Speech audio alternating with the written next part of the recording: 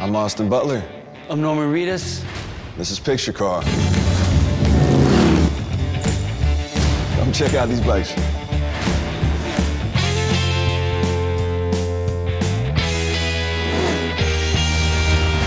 You gotta get in this. This is the guy who knows more about bikes than I ever will. These two right here are the bike experts. For me, it was a lot of training on the motorcycle. Wind is in your hair, and you're riding on this open stretch of road and the feeling of freedom. I was learning how to ride this bike, and then I told Jeff I wanted to buy a bike, and then he found this bike. Austin loved it and went and got it. Got that one.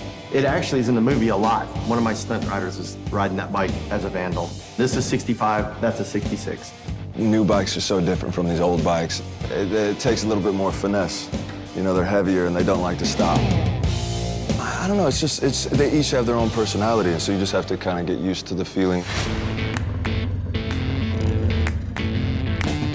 I have a bit of a Frankenstein bike. This is different years of stuff. Like, this is a late 40s Springer front end.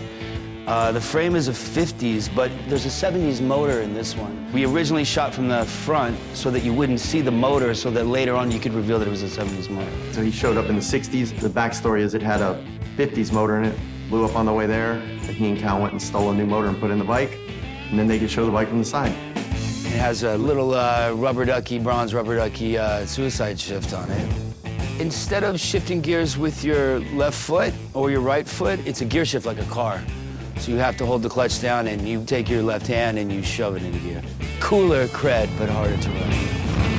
Jeff told me I cannot hold the rubber ducky to shift. He's like, if you touch this, it'll break off. So my knees are up here. I'm trying to thread this thing, but I can only put it in gear with my 2 fingers. And then right before, I'm sitting up there waiting to meet you guys for the first time, and I look over at the makeup artist, I'm like, can I borrow your glasses? And I put them on, and wait, are these prescription? And she goes, yeah. And I'm like, fuck it, you know, and just went down anyway. And then later, Oliver, who owns this bike, was like, yeah, you could totally do this.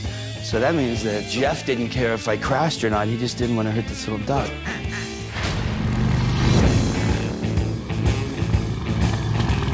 I mean, honestly, the brakes were a big thing, you know? Like, Stopping? Stopping. Yeah. The front brakes didn't really, very squeaky and didn't really want to stop. They're all drum brakes. Yeah.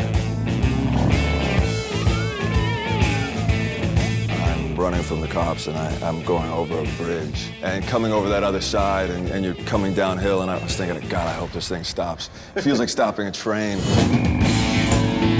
I only went down once. Did you? Yeah. Dude, we just were asked who went down, and we didn't throw any names under the bus, and you just did it. I went down on this bike. On that bike? Well, Yeah. Did you mess it up or no? Only a little bit. Very little bit. Yeah. These were cocked to the side a little bit. Floorboard got broke off. Floorboard was broken. That sound of the motorcycles, it's like the roar of a lion.